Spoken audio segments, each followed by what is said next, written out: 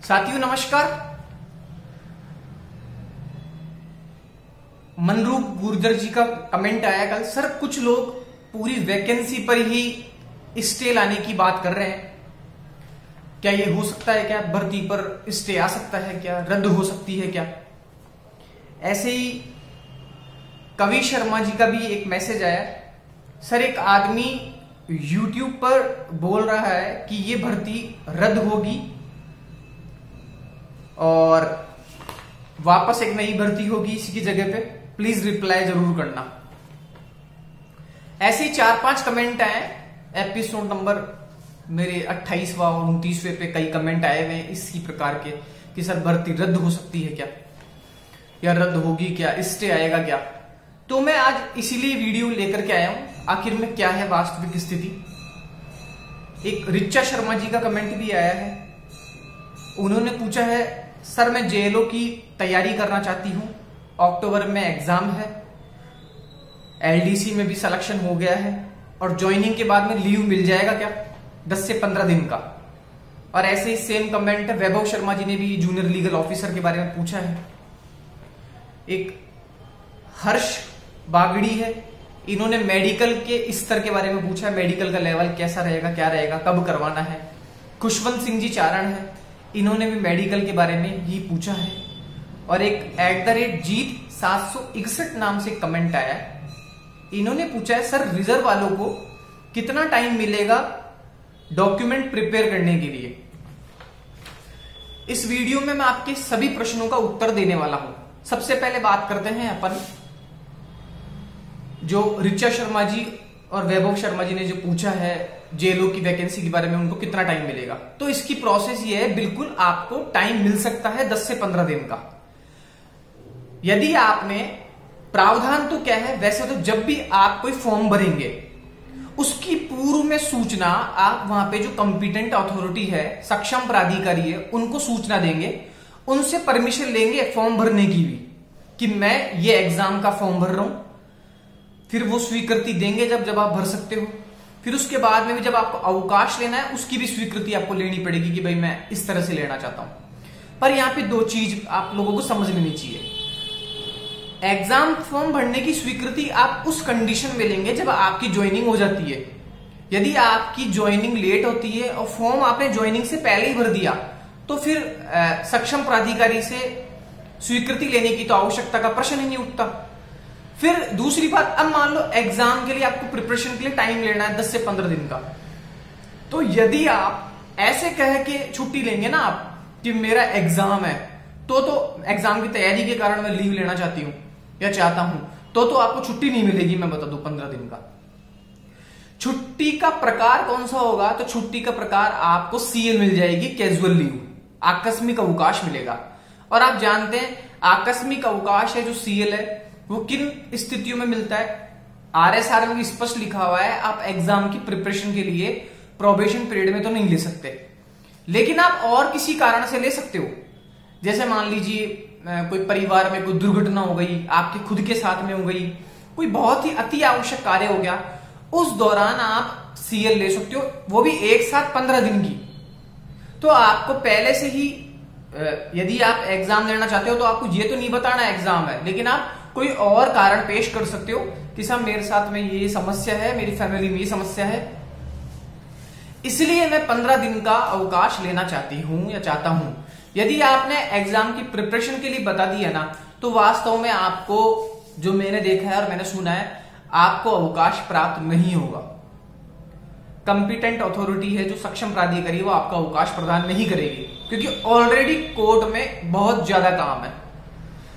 तो प्रश्न का जो उत्तर है वो यह है, आपको मिल सकता है 15 दिन की लीव आसानी से। आप सीएल प्राप्त कर सकते हैं, कैजुअल लीव। एक साथी भाई ने बोला सर पीएल ले सकते हैं क्या? पीएल आप ले ही नहीं सकते, क्योंकि पीएल तो एक अर्जित अवकाश होता है, उपार्जित अवकाश होता है, जो कि आरएसआर के नियम 7/28 में बताया गया। तो ये आप जब स्थायी हो जाएंगे, अर्न करने लग जाएंगे, कमाने लग जाएंगे ना, जब इस अवकाशों को जब इकट्ठी होगी पीएल, जो कि साल में आपको 30 मिलेगी, पर अभी पीएल वेल नहीं मिलेगी। अभी आपको केवल और केवल प्रोबेशन पीरियड में सीएल मिल जाएगी 15 साल की, पूरे साल भर की 15 मिलेगी। अब वो आप पे डिपेंड करता है, आप एक साथ लो कैसे लो, ठीक है। हर्ष बागड़ी जी ने और खुशवंत सिंह जी चारण ने जो पूछा है मेडिकल के बारे में, मेडिकल कब होगा, कैसे होगा, तो मैं आपको बता दूं मेडिकल क्या है। जिस दिन आपका ज्वाइनिंग का मैसेज आ जाता है कि भाई इस दिन आपकी ज्वाइनिंग होगी, आप ज्वाइनिंग जिस दिन है उसके सुबह भी करवा सकते हो मेडिकल, और उससे 3-4 दिन पहले या सप्ताह भर 6 दिन पहले तक का मेडिकल चल सकता है। और अच्छा तो ये होगा आप एक दिन ज्वाइनिंग से एक दिन पहले मेडिकल करवाए हो। बात आती है मेडिकल कौन से लेवल के चीफ मेडिकल ऑफिसर से होना चाहिए, कौन से स्तर का वो अधिकारी होना चाहिए। तो जो RSR में लिखा हुआ है या जनरली हम जब देखते हैं तो मेडिकल जो है वो मुख्य चिकित्सा अधिकारी जो होते हैं, chief medical health officer CMHO जो होते हैं, उनके द्वारा आपकी जांच की जानी चाहिए। मतलब वो आपको प्रमाण पत्र देंगे कि आप बिल्कुल फिट हैं जॉब के लिए। तो ये मैंने बता दिया आपको। CMHO जो होते हैं उनसे ही आपको जांच करवानी है। अब CMHO आप जानते हैं पूरे राजस्थान में प्रत्येक जिले का एक CMHO होता है। और जैसे सिटी बड़ी है, जैसे जयपुर है, तो जयपुर में 2 CMHO भी होते हैं जो कि सेठी कॉलोनी में बैठते हैं। तो आपको CMHO से जो CMHO है उनके द्वारा जो जांच पत्र है वही मान्य होगा। और CMHO है जो हर जिले में बैठते हैं। यदि आप जिस दिन ज्वाइनिंग है सुबह सुबह भी करवाते हैं तो भी वो मान्य होगा। तो ये भी आपको मेडिकल का स्तर क्या रहने वाला है, किन से करवाना है, वो भी आपको समझ आ गया होगा। ऐसे ही जो @जीत761 कमेंट किया है, सर रिजर्व वालों को टाइम मिलेगा क्या डॉक्यूमेंट प्रिपेयर करने के लिए? बिल्कुल जीत भाई, रिजर्व जो कैंडिडेट्स है यदि वेटिंग के माध्यम से वो उनको कॉल होता है डॉक्यूमेंट वेरिफिकेशन के लिए, तो आप यकीन मानिए एक तो सबको बकायदा मेल किया जाएगा कि आपको DV डॉक्यूमेंट वेरिफिकेशन के लिए बुलाया जा रहा है। और कम से कम भी आप मान के चलिए मिनिमम 5 से 7 दिन का आपको समय दिया जाएगा आराम से डॉक्यूमेंट तैयार करने के लिए। और मैं तो ये कहता हूं जो भी बिल्कुल आसपास है ना नंबरों के, बिल्कुल कट ऑफ के बिल्कुल आसपास है, तो उसको तो अभी से ही ऑलरेडी डॉक्यूमेंट को प्रिपेयर करना चाहिए। जो मैन डॉक्यूमेंट है उनकी सार संभाल एक बार कर लेनी चाहिए। बाकी फिर भी आपको टाइम मिलेगा अच्छा खासा, आप तैयार कर सकते हैं आसानी से। अब जो मनरूप गुजर जी का प्रश्न है और कवि शर्मा जी का प्रश्न है कि सर एक YouTube चैनल वाले हैं, एक आदमी है वो YouTube पर बोल रहे हैं कि ये भर्ती रद्द होगी, क्या है स्थिति, जरूर रिप्लाई करना। तो मैं आपको बता दूं साथियों, यह जो भर्ती है, जितने भी पोस्टिंग जिनको डॉक्यूमेंट वेरिफिकेशन जिनका हो चुका है, आप लोग ज्वाइनिंग के लिए तैयार रहें। शीघ्र ही आपकी ज्वाइनिंग होने वाली है। और मैं बता दूं ज्वाइनिंग के बाद में ऐसा कुछ भी नहीं होने वाला है कि भर्ती पे स्टे आ जाएगा या भर्ती रद्द होगी, ऐसा 1% भी संभावना नहीं है, 1% भी। क्यों? क्योंकि यदि मैं आपको बता दूं अगर भर्ती पे स्टे आना ही होता ना, खामियां इतनी होती, तो जिस दिन कोर्ट में मामला चैलेंज हुआ था ना, उसी दिन ही या उसके अगली हेयरिंग पे ही इस भर्ती पे स्टे आ जाता। इसकी टाइपिंग भी नहीं हो पाती, आप मान के चलिए। लेकिन बकायदा हियरिंग चलती रही, टाइपिंग भी हुई, टाइपिंग के बाद में जिन्होंने रिट लगाई थी उनकी भी टाइपिंग होगी, उनके बाद में भी और डॉक्यूमेंट वेरिफिकेशन का आराम से सबका DV हो गया। अब आप बताइए यदि स्टे आने वाला होता तो इतनी प्रिपरेशन ये लोग काहे के लिए करते? तो ये जितनी भी बातें चल रही है ना, ये सब एक स्कैंडल्स है, अफवाहें हैं, जिन पे हमें ध्यान नहीं देना चाहिए। आप लोग मस्त रहिए, आप लोगों की बिल्कुल ज्वाइनिंग होगी, 100% होगी।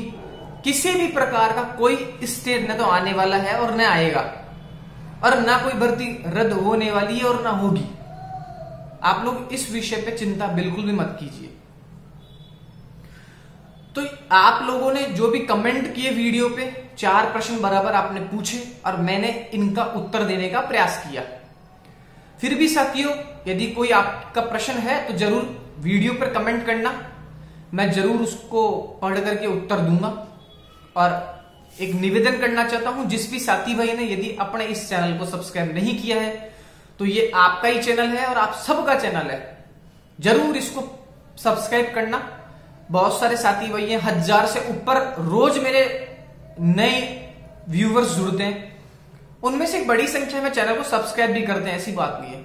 लेकिन फिर भी कुछ साथी भाई हैं जो देखते तो रोज है वीडियो को, पूरा देखते हैं, पर सब्सक्राइब उनमें से कम कर रखे हैं। देखते तो हैं वीडियो को, पर फिर भी सब्सक्राइब नहीं कर रखे हो, क्योंकि मेरे पास पूरा डेटा शो होता है। तो यदि किसी साथी भाई ने अपने इस वीडियो को सब्सक्राइब नहीं किया है तो आप जरूर कर लीजिएगा।